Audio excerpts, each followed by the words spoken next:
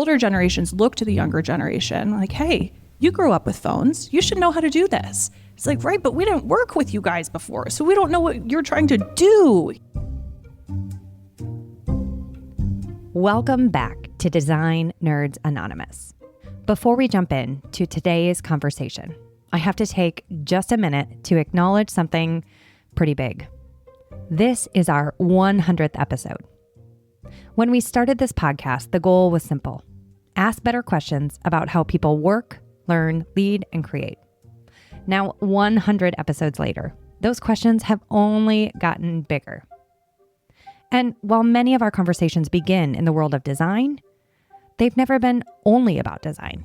They're about how work is changing, how people are changing, and what all of us, regardless of industry, can learn from the organizations willing to rethink what's next. Now, today's conversation is a perfect example. It was recorded live at NeoCon, the interior design industry's largest trade show, where we're exploring a question that extends far beyond the design world.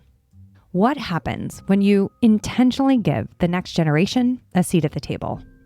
Not just to observe the future, but to help shape it. For the past few years, ThinkLab has been experimenting with a Gen Z advisory cohort. It was inspired by Gucci's famous shadow board. You can hear more about that in my TED Talk. In this live conversation, we share what we're learning and what it could mean for how your organization works next. So let's jump in. Today, we have a really spicy panel here, a really lively discussion about what we've learned from doing this Gen Z advisory panel that, if you've watched my TED Talk, was modeled after the Gucci advisory board. So if you haven't done that, go check out the TED Talk. It'll explain everything here, but I think we're going to learn a lot from this fabulous panel today. So without further ado, I'm going to invite our panelists. Candon, I'm going to come to you first. I'm going to invite you to introduce yourself, your name, your company, your role on this panel, and one word to describe what organizations are underestimating about the future of work. Thank you, Amanda. Thank you so much for having me. My name is Candon Murphy, she, they. I work for HOK, and my role on this panel is as kind of a mentor leadership adjacent. So I sit really closely with leadership, and I also spend a lot of time with hundreds of designers across our firm at many different levels, frequently lots of them juniors. My official title is Design Resource Manager, because I work with materials and products. And my one word to describe what's happening with work right now is isolation. Ooh, we're going to come back and unpack that. Perfect. All right, Joseph, you're up next. Hi, everybody. My name is Joseph Oliveri. I'm a designer and project coordinator at Corgan, and I'm also an educator at the New York Institute of Technology, based out of New York City. My role as part of everything here, I'm a Gen Z cohort member for ThinkLab for 2026, and I'm as well our lived experience Gen Z member of the panel. And if there's one thing that I can kind of think to consolidate a term for everything, it's confusing. Ooh, isolated and confusing, so we're starting off well. All right. Hi, it's so nice to see all of you. My name is Caroline Murphy. I work at Sandow Design Group, and I am our FutureGen engagement lead, which I always get a couple questions on what that is. And really the biggest part of my job is to connect with Gen Z and other generations that are the future generations of our leaders in the industry. And my role today is as really the aggregator, but think of me kind of as a translator.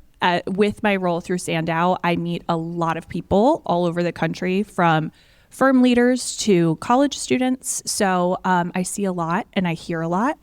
And what I hear more than anything, building off of them a little bit, is just difficulty. And I hate that word, but I love that word at the same time. And I'm excited to dig in.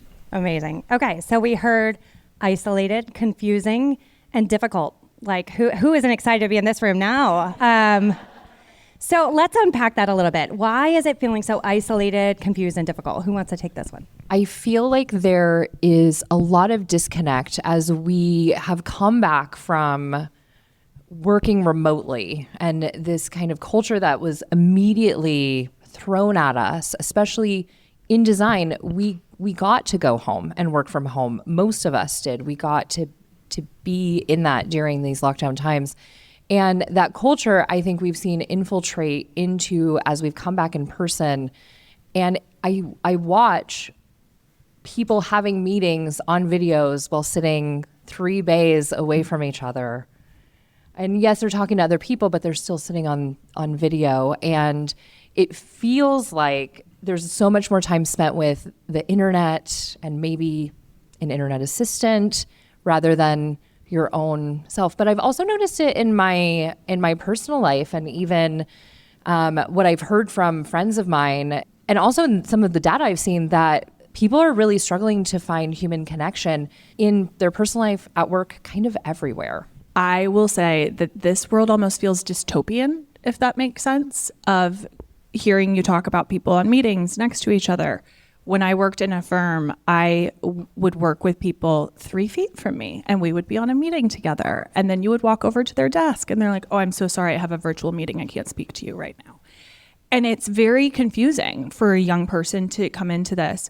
And I have found your word isolating to feel so true of what's happening in the world. But at the nut of it, we all want connection.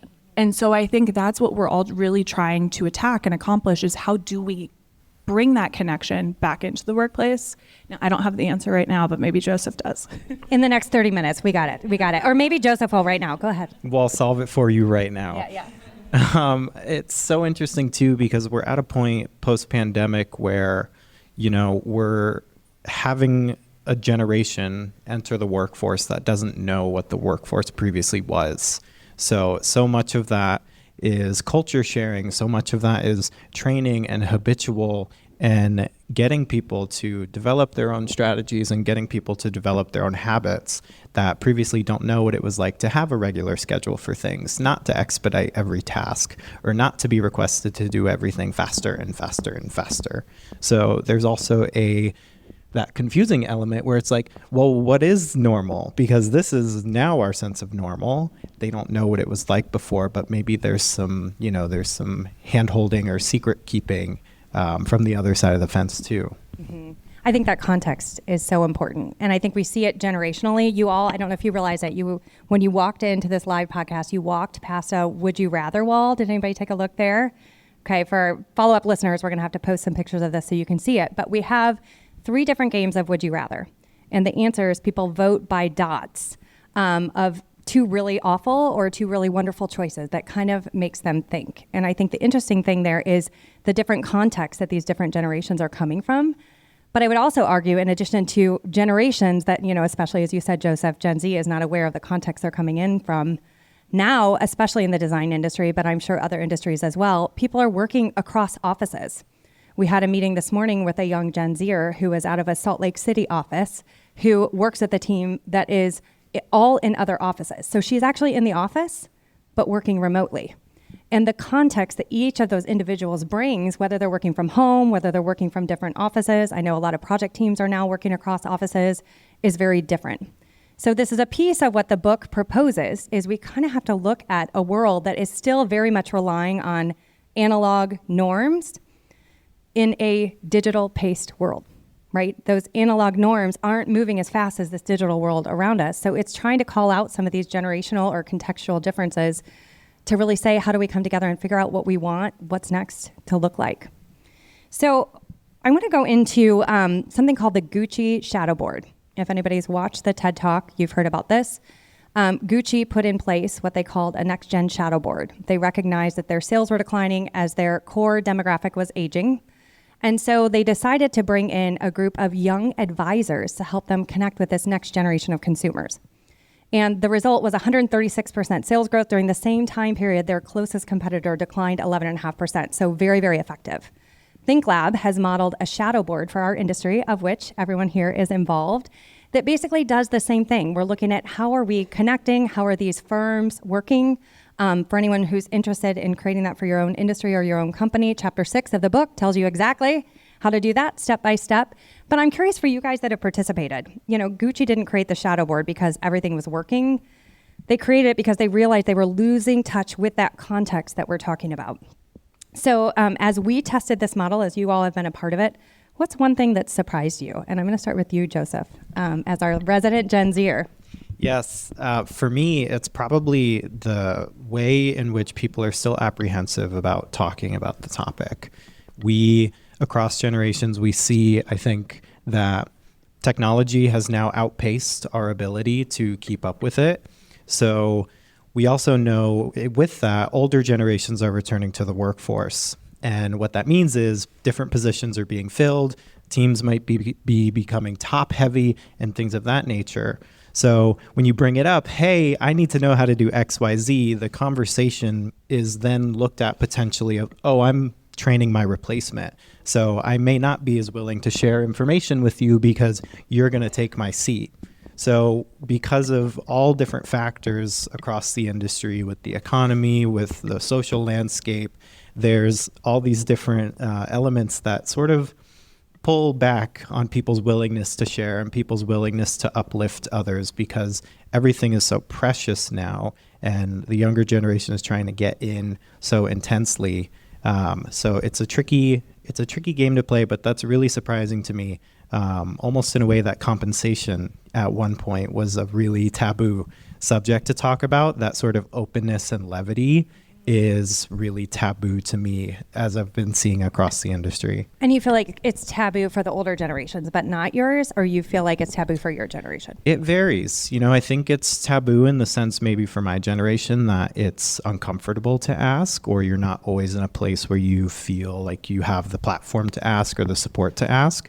And then taboo from the other side of the fence, where it's holding your cards very close, holding your knowledge and not maybe being as open to skill sharing as we may have seen in advisory or internship programs in the past. Candon, I'd love to hear, as a senior member that's also managing a great deal of younger members, what has surprised you about participating in this panel that you maybe didn't expect? It's really interesting because I do sit in a really lucky position that I do understand the reasoning of senior leadership's actions, and I get to understand the overall direction of the very large firm that I'm a part of, while also gaining the trust and being kind of almost like a therapist ear to many junior designers, because they're looking to me for technical advising and advice on their projects. But what that ends up being is also technical advising and advice on their careers. And the disconnect is really interesting because I feel like we all want the same thing and no one's really sure how to do it and why there is such a disconnect. But it is almost like we're speaking a little bit of a different language. It's like, I find that a lot of the senior leadership that is especially more traditional mindset, it is they have an expectation of actions or behaviors or something that is from a time when we all worked in the office all of the time. That was in a time that a Gen Zer never experienced, and they had no way to learn that. And then the Gen Zers are kind of coming in and wanting to understand how to work their way into this complex roles that we have, because our structure and design, can be really complex, and kind of paying your dues and understanding who the head of the project is and who's the second head of the project. And that's not necessarily, written on anyone's email signature of who owns this project. And so it's almost like we all want to connect, and there's just kind of, some kind of wall in the middle there that's stopping it. And so I really find myself recently listening a lot to the cohort group and understanding, and then trying to figure out how can I take these insights and find that common language. And I don't think we have that yet, but I think we're inching, Amanda. Because no one's read the book yet. I mean, exactly. As a plug. So I think one of the interesting things, and there is a stat about this in the book, but more has come out since, is that the Gallup Employee Engagement Survey that comes out every year. You all have probably heard pieces of this, but there was a drop off in 2020, which is understandable. A lot of change happened in 2020. We can all see why that employee engagement might have fallen off. But the more interesting thing, this is in the book, we actually saw an almost equal drop off in 2024. since I turned the book in. Actually, the 2025 data came out, and there is an equal drop-off, which is the first time in Gallup's history that they've seen subsequent drop-offs. And that, to me, says burnout. What's happening? Because we haven't seen a pandemic-level change since. But again, we're still operating with these analog era norms at digital first world paces. And actually the largest, Candon, is your generation. It's these mid-level managers that are trying to be those translators up and translators down. So I know, go ahead, do you want to add to that? Say I'm tired. Yeah. So Caroline, I want to come to you because I feel like you hear this as kind of someone who runs a whole team of Gen Zers in our industry, but also with sponsors that has questions and firm leaders that are nominating these young folks. Like, how does this resonate to you and what are you hearing? Well, all I could think the entire time both of you were speaking was, yes, I hear all of this. And I hear it on both sides of the fence. And really, when I say both sides of the fence, one side is those that had a full-time career prior to the pandemic happening.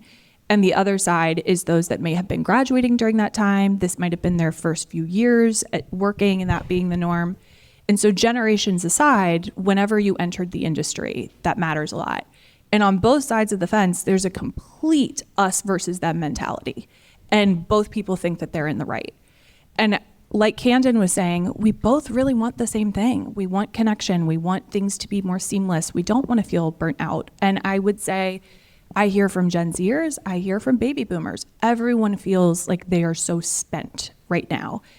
And to what Amanda was saying, I think so much of that is we're trying to force these analog norms into this now digital landscape, but no one really knows how to use the digital landscape. But the older generations look to the younger generation like, hey, you grew up with phones. You should know how to do this. It's like, right, but we didn't work with you guys before, so we don't know what you're trying to do here. So it's just kind of, I think, back to what Candon was saying, it's a language barrier, really, at the end of the day. Truly, we're all seeking connection. I think where we all get it wrong is connection looks different to different people.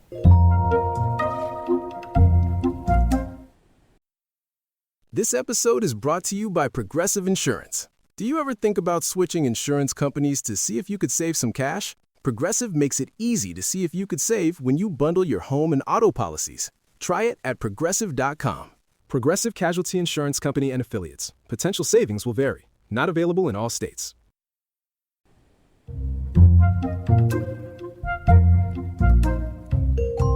So super interesting this is in the book.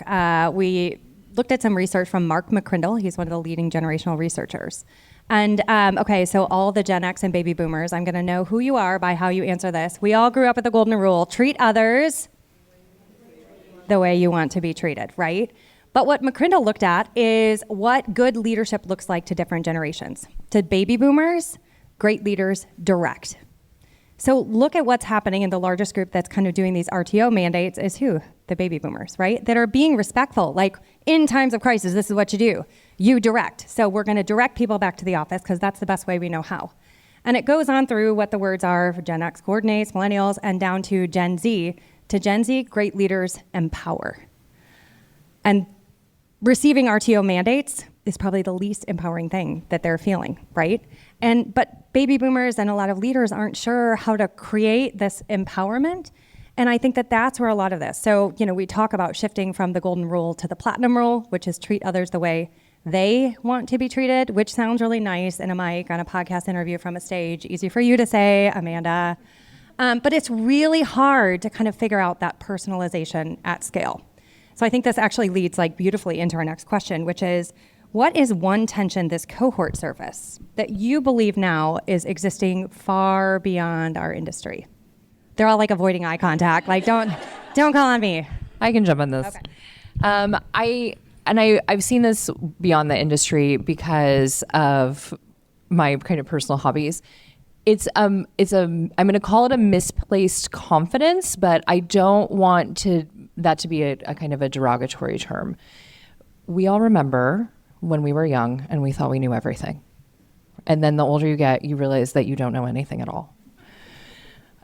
What I feel like I'm seeing is a misplaced confidence that is being fueled by AI and the internet. This idea, but that's being fueled by the isolation and this disconnect in mentorship, right, is what I frequently observe. I observe senior leaders giving a directive, and then with an expectation that if the young person didn't understand it, they would follow-up question. And the young person is like, I don't even know if I can ask a follow-up question, so I'm going to consult the internet.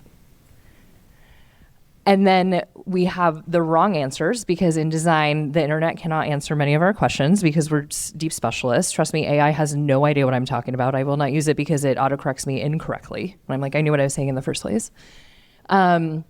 So it's this kind of cycle. And then the senior designer is like, oh, they did it wrong. This is completely right. And the designer's like, no, I did it right.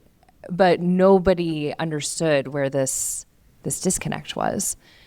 And this is something that I don't know how to solve at all, but it's something that I've observed many, many times, and to frustration and burnout and late nights and Google holes that are incorrect and hours lost and sleep lost and frustration. I think that's so interesting. I'm going to bring a statistic to it because it's my favorite nerdy game. When we kicked off our cohort, we did a survey. So this year we have cohort members, which are Gen Z and young millennials that are kind of in that younger age group, kind of helping us understand them. And then we have firm champions, which is Candon's role, kind of more senior members. So we had each of them take the same survey. One of the questions was about design firms and what their biggest challenges were in specifying product. Joseph is laughing because he knows where I'm going. 70% of our cohort, of our Gen Z, clicked the button, nothing, I know it all. Which was shocking even to the cohort as we reviewed these results. And it was very different. A lot of our senior firm leaders were like, we had more of them say, I need to learn things. Like, it's not that I don't know anything. So I think this goes back to some of the context of, even you all, when you looked at that, was like, man, I must have been having a really good day that day. Like, why would I even do that? So Joseph, do you want to talk to that a little bit and where you think that might have come from, or talk about this context piece? Yeah, I don't know what they had for breakfast that morning, but it was a whole plate of confidence. I'm going to see if you were one of them now. I'm going to have to go back. Yeah. I love this term. I always think of this term when we talk about this, which is willful innocence. And it's something that I've thought of and brought up and sort of studied in conversation for years, which is the ability to look at yourself and say, you don't know everything. You are incapable of knowing everything. So when it comes to implementing that in practice, there is sort of that oversell of confidence maybe where you feel pressured to have to know everything. And the ability in both a leader and a mentee to step back and go, okay, I don't know everything. It's okay to ask questions. And asking questions communicates that I'm trying to further understand the things that I don't know. So you're taking action and you're putting, your feet to the pavement on trying to improve yourself.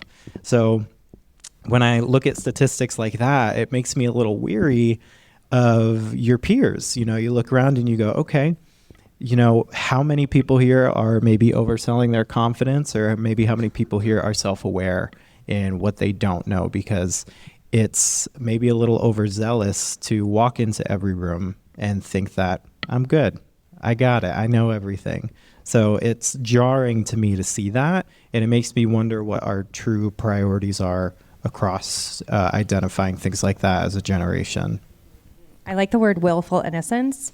And I also feel like it could even translate to willful ignorance if we take it in the negative, but maybe we shouldn't do that. And I think that also translates to other generations. In some of our survey data, we asked young Gen Zers, like, what kept them from asking questions.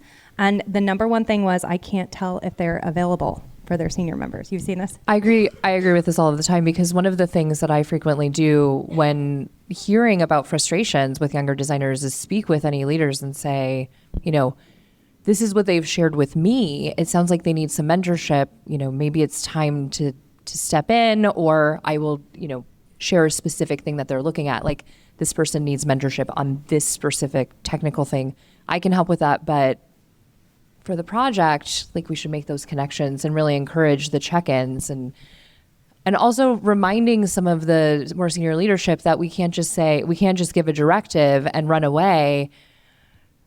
People didn't do that to me when I was a baby intern, somebody checked in on me. They popped by my desk and they said, do you know what you're doing? How are those red lines coming? We have a deadline. And what questions do you have? So, and that is another thing that is one of those things I feel like that's losing as we're sitting next to each other on screens. So it's like all a trickle. Yeah. I feel like this mentorship piece has really come up a lot. And I'm going to come to you on this one too, because I think that's one of the biggest reasons we're told we have to come back into the office. But it's something that's come loud and clear from our cohort is, you tell me I have to be back in the office, but now I'm just on Zoom in a different place. And now there's worse snacks and the bathroom is further away.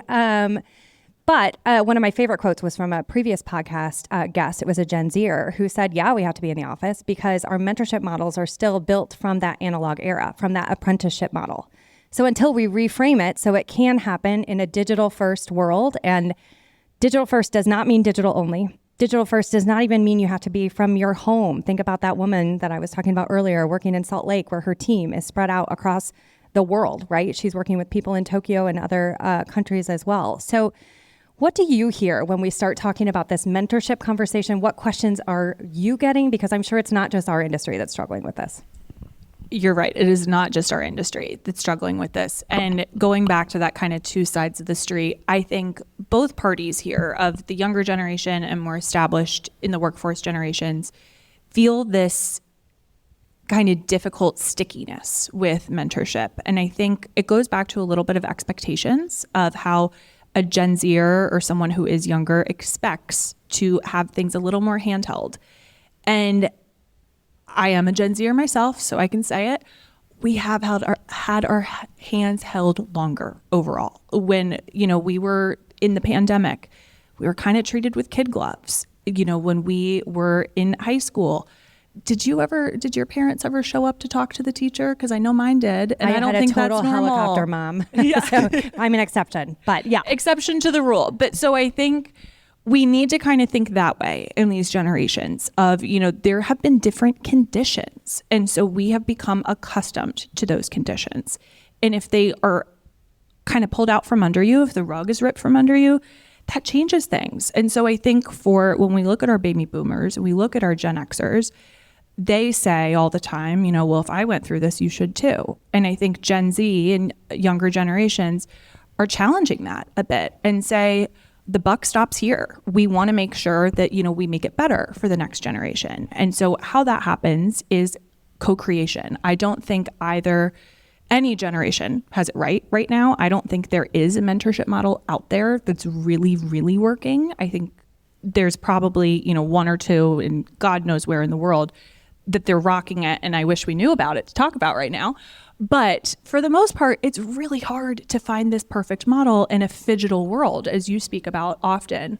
And I think our relationships with phygital worlds are very different as well, and what is deemed appropriate.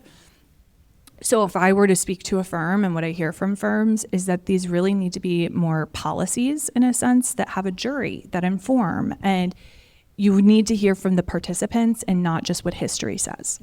Mm-hmm. And I think that's really interesting too, because I think that the danger of forcing this into a generational conversation is that older generations feel like they have to give something up so that younger generations can get it.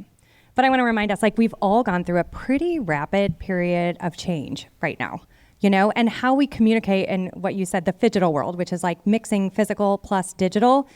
Gen Zers have a whole new way of communicating, right? I don't know about anybody else. I'm a Gen Xer, but when that dying emoji suddenly meant funny, that was a newsflash to me, right? So there's a different way of communicating that we all kind of need to learn.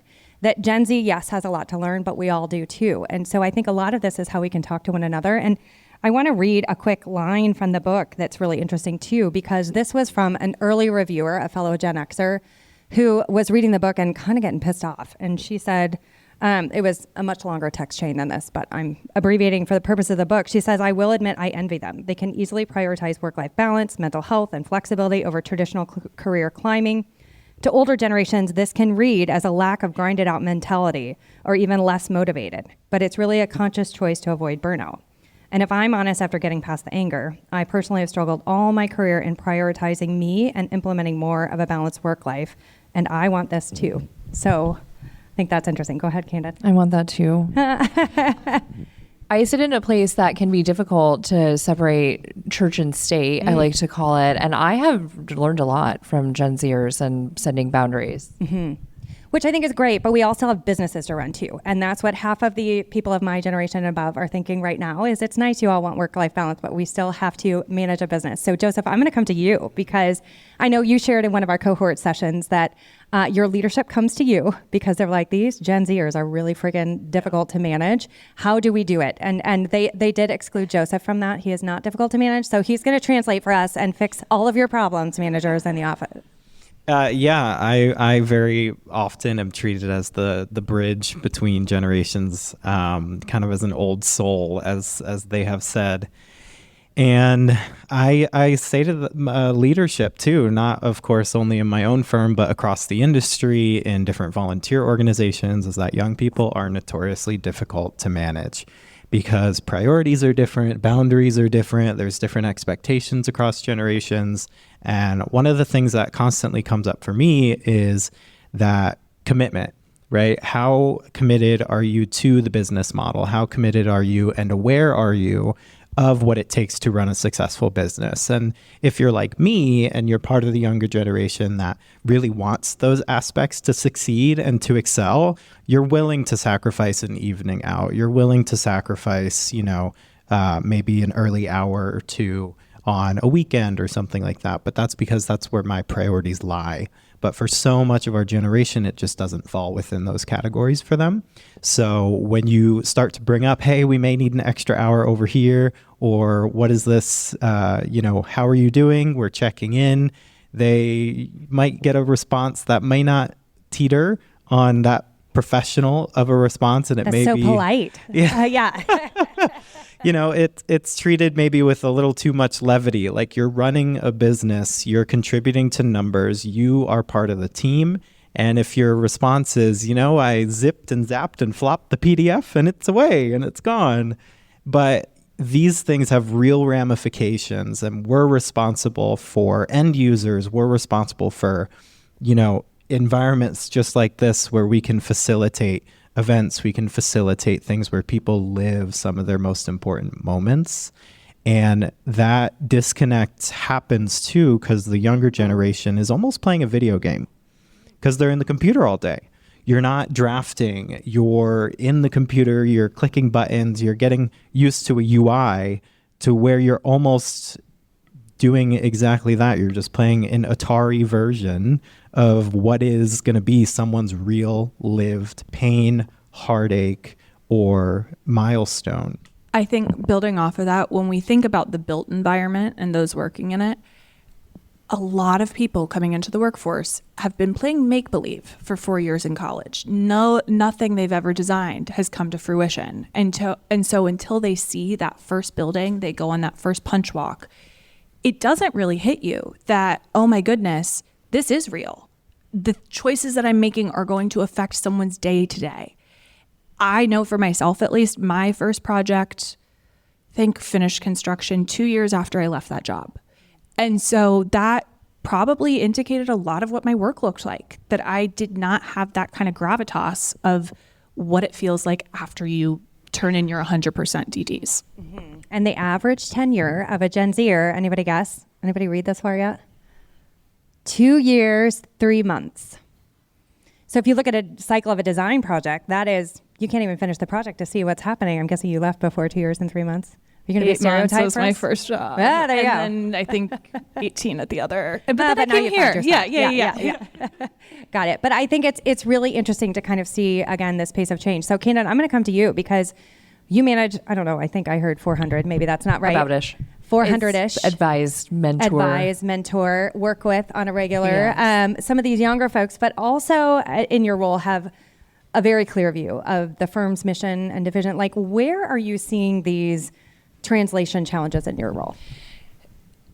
I'm so glad that you spoke about what you did, Joseph, because this is kind of exactly what I want to talk about is this misalignment with expectations about the pace of digital versus what is necessary to understand what it means to work on a project that might have hundreds of thousands of footfalls on a hourly basis. As a materials specialist, I work with physical objects. I don't draw anymore. I haven't drawn for years. And understanding those physical objects requires space in the physical world. You can't learn a lot of what is needed to understand materials and products from a screen. You need to go and sit your tush in those chairs out there to understand how they will hold a human and what a human experience is. And this is where, and it's really interesting because as the pace of technology increases and the time needed and also the complexity of technology and the new things that are releasing all the time, a lot of times I think, especially senior leadership that did start their career drawing on pieces of paper, and I even did that too, they don't understand what kind of time and effort and brain space it takes to learn new technology effectively. And so they're almost like, okay, just figure out that tool, and then you'll go select materials, and then you'll get them here, and then we'll have a project. And it's almost like you kind of have to push back on them and say like, no, I need to see this stuff in person.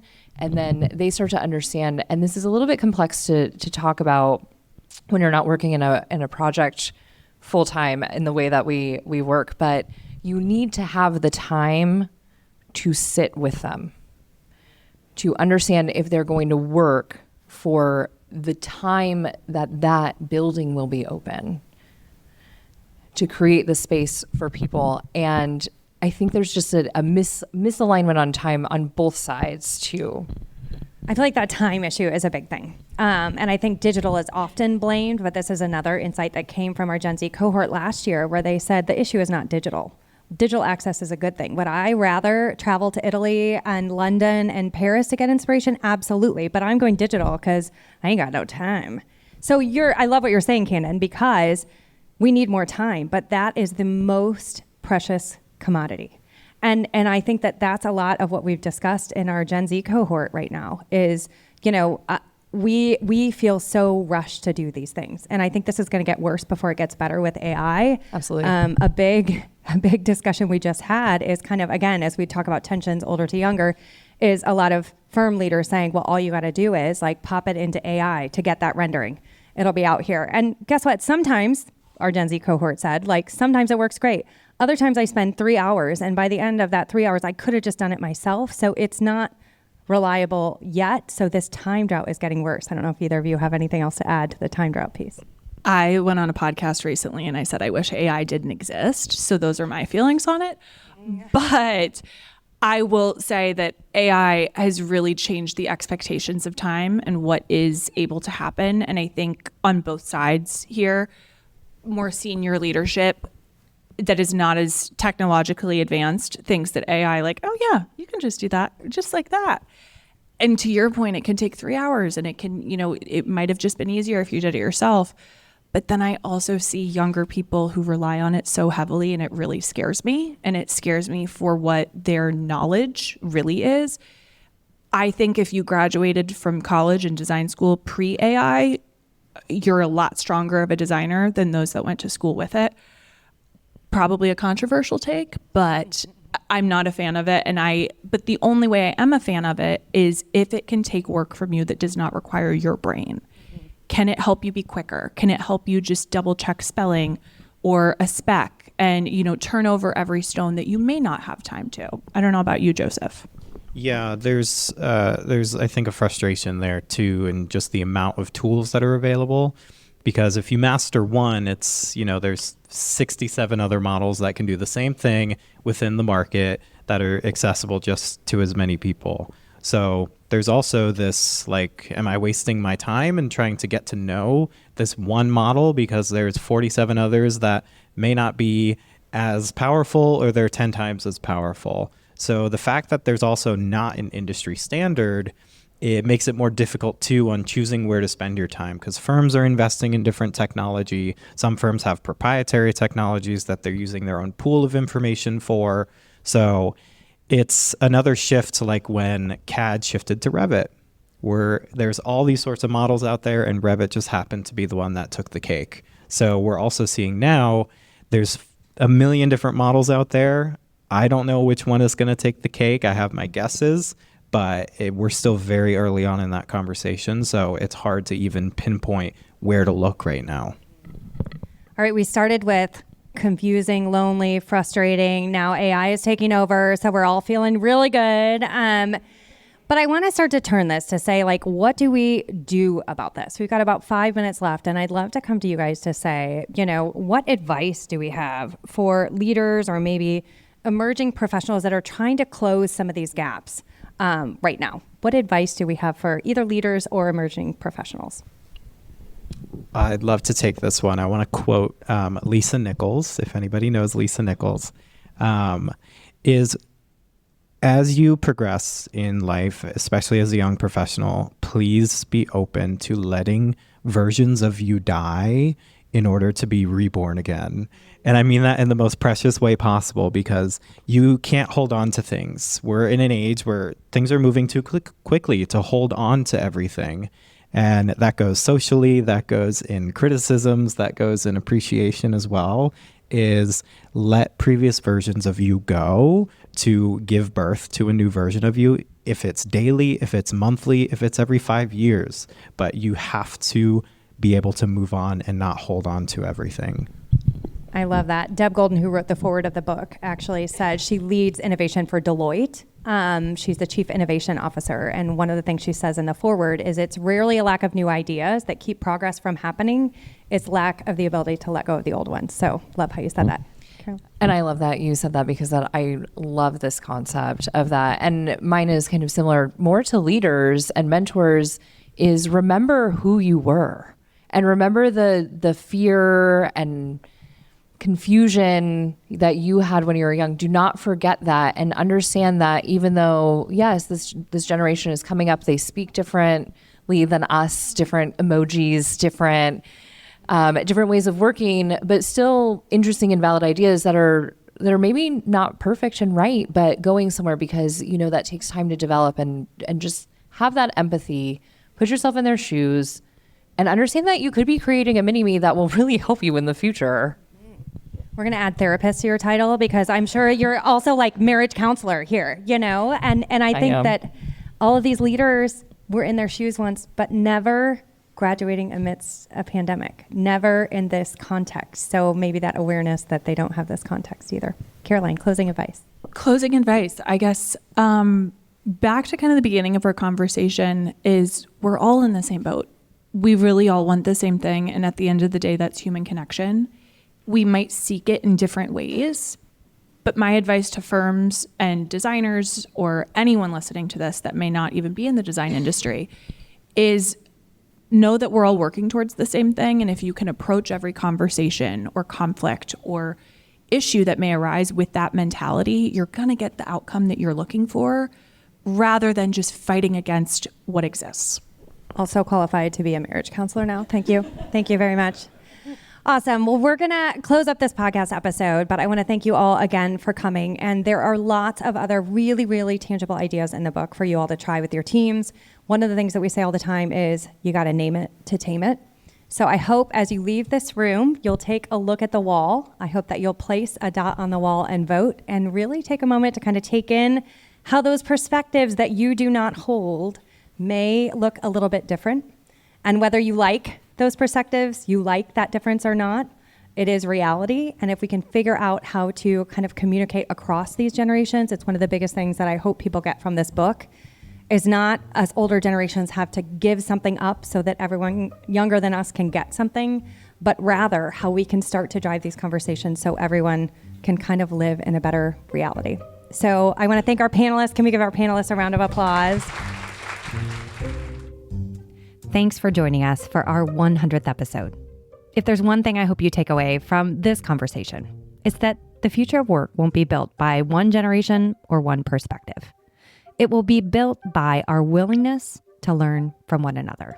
So if this conversation sparked an idea, challenged an assumption, or maybe reminded you of someone who really needs to hear it, I'd love to invite you to share it with them. And if you're enjoying the podcast, be sure to follow the show and leave us a quick rating or review. It helps more curious people discover these conversations and become part of this growing design nerd community. Thanks again for being part of this incredible journey. Here's to the next 100. Now, join us again here on the feed in a couple of weeks, where we'll take you to the next stop on our Work for What's Next roadshow in Denver with Mannington Commercial for a conversation that is probably one of the most personal I've ever done on this podcast feed. I'll share the story behind Work for What's Next with my friend Cindy Kaufman. She'll be interviewing me about how it came to be, what I learned along the way, and why I believe perhaps some of the biggest questions about work are still ahead of us. The Work for What's Next roadshow is just getting started, and I'm so glad you're joining us for the ride. We'll see you in a couple of weeks. Design Nerds Anonymous is a proud member of the Surround Podcast Network. Special thanks to the podcast production team, Rachel Senator and Rob Schulte.